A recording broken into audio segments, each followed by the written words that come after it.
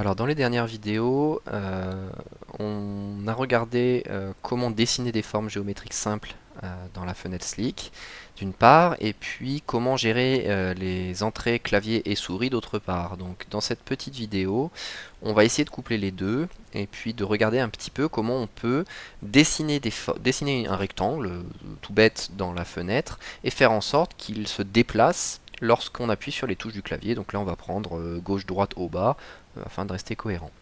Donc je repars d'un projet vierge volontairement, histoire de réimprimer les différents concepts vus précédemment. On va passer très très rapidement, hein. Et donc voilà, on est parti. Donc on va commencer par mettre en place les choses en dessinant un rectangle, en se rappelant comment on dessine un rectangle à l'écran d'une part, et puis comment on gère le clavier d'autre part. Alors pour dessiner un rectangle, on commence par demander à notre graphics de choisir une couleur, donc grâce à la méthode setColor.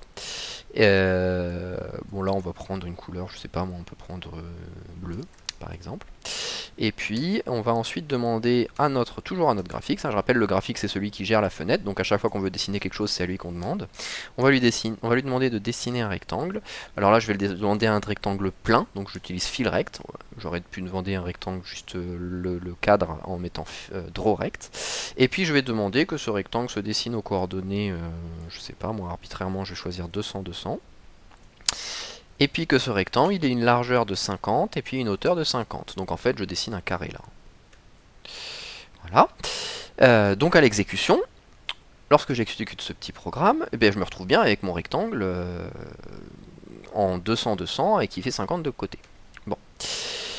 De la même façon, lorsque je veux gérer les entrées de mon clavier, je commence par demander à mon GameContainer qu'il me donne les inputs grâce à la méthode getInput. Je stocke le résultat dans une variable de type input.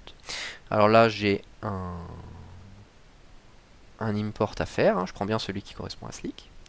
Et puis une fois que j'ai fait ça, je vais aller poser la question à cet input, est-ce que la touche a été pressée? Et donc quand je dis la touche, c'est le code qui correspond à la touche qui m'intéresse.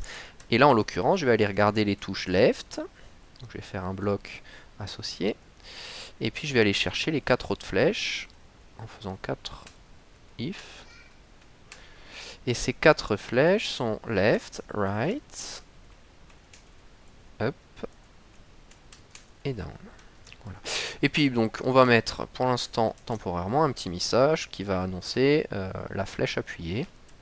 Donc la première c'est left, la deuxième c'est right, la troisième ça va être up, et puis la dernière ça va être down. Bon, voilà, donc là je n'ai simplement fait qu'appliquer les concepts vus dans les deux dernières vidéos, et donc à l'exécution j'ai bien mon rectangle bleu, et lorsque je me mets dans la fenêtre et que j'appuie sur les flèches, et bien mon programme réagit aux flèches appuyées, d'accord? Là j'appuie sur toutes les flèches, voilà, on est content. Bon, maintenant on va se poser un petit peu et puis réfléchir à comment je peux faire pour remplacer ces systèmes out par des actions qui vont avoir pour conséquence de déplacer mon rectangle dans la fenêtre. Bon. Alors, pour cela, il faut qu'on s'intéresse à la ligne 23, à cette ligne-là, et puis qu'on regarde, on réfléchisse un petit peu à son comportement dans le temps. Donc là, on est d'accord que les 4 paramètres sont des valeurs constantes, qui sont des entiers, qui sont figés dans le temps. D'accord? Mon rectangle, il sera toujours aux coordonnées 200, 200, et puis il sera toujours de largeur 50 et de hauteur 50. Donc on va faire l'hypothèse qu'on veut effectivement que mon rectangle fasse 50 de côté, donc que ce soit un carré de côté 50. On va également faire l'hypothèse qu'on veut qu'il soit tout le temps bleu. Mais par contre, ce qu'on veut, c'est que ces deux valeurs-là évoluent au fil du temps. C'est-à-dire que lorsque j'appuie sur la flèche de gauche, eh bien, la première coordonnée ne soit plus égale à 200, mais soit égale à moins. Donc en l'occurrence, on va faire que le carré se déplace de sa largeur. Donc à chaque fois que je vais appuyer sur la flèche de gauche, je voudrais qu'il passe de 200 à 150, puis de 150 à 100, et ainsi de suite. Et de même, lorsque j'appuie sur les flèches du haut et du bas, je vais vouloir que cette valeur-là change. Qui dit changement dit que je ne peux pas me contenter de constantes. Il va donc falloir que je remplace ces nombres 200, 200 par des variables. Je vais donc vouloir mettre ici quelque chose que je vais appeler par exemple x et quelque chose que je vais appeler y. D'accord?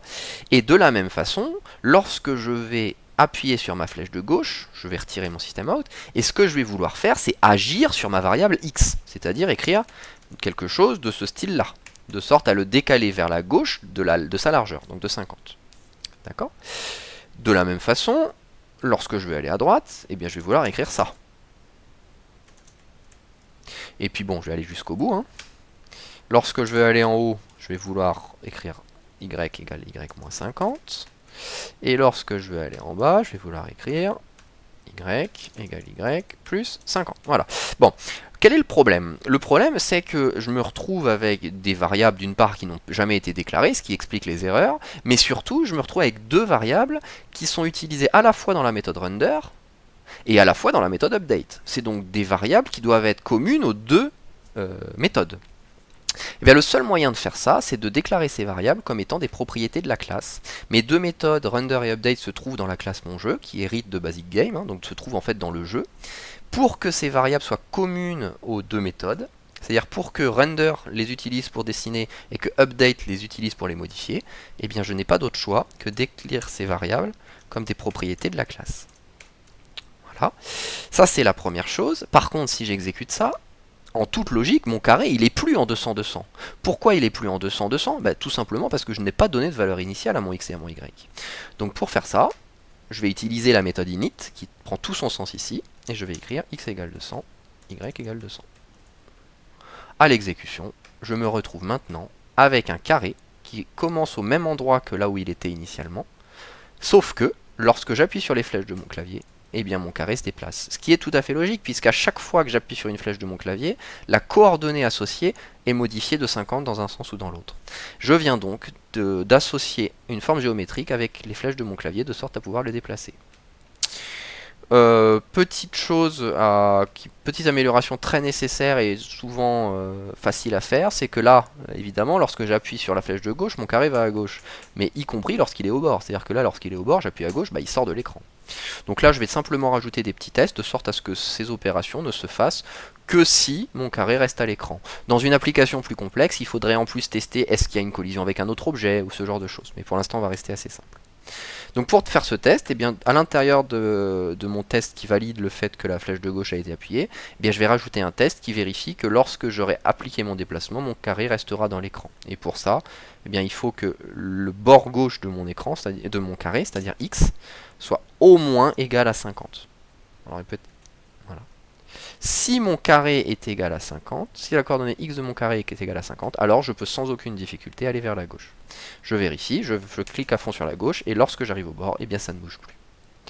De la même façon, lorsque je veux aller à droite, eh bien, il va falloir que le bord droit de mon rectangle soit au moins à 50 du bord droit de l'écran.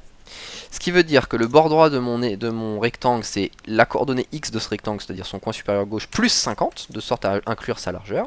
Il faut que x plus 50 soit au plus égal à 50.